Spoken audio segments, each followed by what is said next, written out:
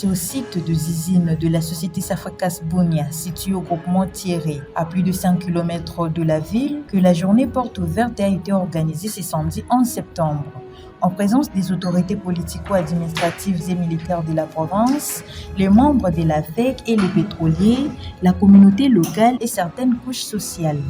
À travers cette activité de la journée porte ouverte, la société Safricas Bunia a voulu faire visiter ses partenaires l'évolution de ses usines d'asphalte nouvellement installées en Ituri. À l'entrée des Jeux, le directeur régional de la société Safricas, Claude Mouteni, a présenté aux invités cette société. Safricas Congo SA est une société spécialisée dans le domaine des bâtiments et travaux publics, entre autres les routes, centrales hydroélectriques, les ponts, les bâtiments, les aéroports.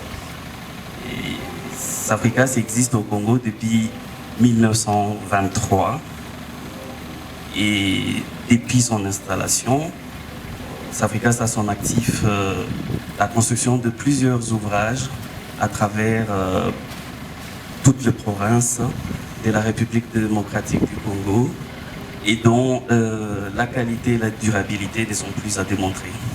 Des carrières où on extrait des moellons à l'usine de concassage jusqu'à l'usine de production de bitume, les hôtes du jour ont palpé du doigt le fonctionnement de ces usines qui vont faciliter l'asphaltage de plus ou moins 13 km de la voirie urbaine de Bunia. Sous la satisfaction des partenaires clés de ces projets, qui est la Fédération des entreprises du Congo FEC Ituri à travers les pétroliers. Dekana Botu, président FEC Ituri, plaide cependant pour un cadre de concertation permanent entre les parties prenantes au projet pour un bon avancement. La FEC Ituri est heureuse. Il y a eu beaucoup de bruit autour de l'exécution de ces travaux, compte tenu du retard d'avancement causé par l'absence de cette installation de production de matériel. Avec l'installation de cette unité de production de matériel, nous sommes déjà convaincus que tout ce qui posait problème avant faut déjà trouver une solution. Et nous sommes rassurés que désormais, les travaux avanceront au rythme normal. Pour Steve Sengida, directeur de cabinet adjoint du gouverneur militaire de l'Ituri, qui a représenté son chef, garantit la détermination des autorités militaires de l'état des sièges pour la poursuite de ces projets afin de moderniser la ville de Bunia. Mesdames et messieurs, la cérémonie de ce jour est un signal fort. Un signal fort en direction de tous les acteurs engagés dans la bonne réalisation et réussite de ces vastes projets dont nous en sommes tous bénéficiaires mais aussi contributeurs.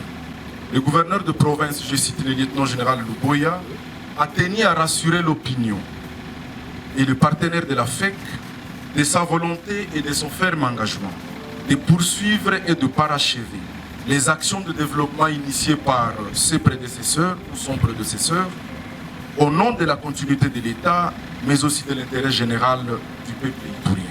D'ici fin 2022, ce projet d'asphaltage de 13,4 km de la voirie urbaine sera terminé, garantit Safricas. Je voudrais demander qu'on nous laisse maintenant travailler. Nous avions été bloqués par l'absence de ces usines. Les usines sont là, nous sommes à pied d'œuvre. Maintenant, laissez-nous travailler. Nous n'allons plus nous mêler dans les débats des gens qui n'ont pas du travail à faire, qui ne sont là qu'à créer la polémique. Maintenant, nous avons du travail à faire. Nous avons 13 km à achever et je viens de vous dire que d'ici la fin de l'année 2022, vous aurez vos 13,4 km asphaltés. Nous avons démontré qu'aujourd'hui, Safricas est l'unique société qui est techniquement apte à faire des travaux d'asphaltage dans une ville. Un rêve de tout habitat de cette ville qui espère voir Bunia se transformer davantage en voyant ce qui est déjà fait sur terrain par la société Safricas Bunia sur le boulevard et maintenant sur la rue Ituri.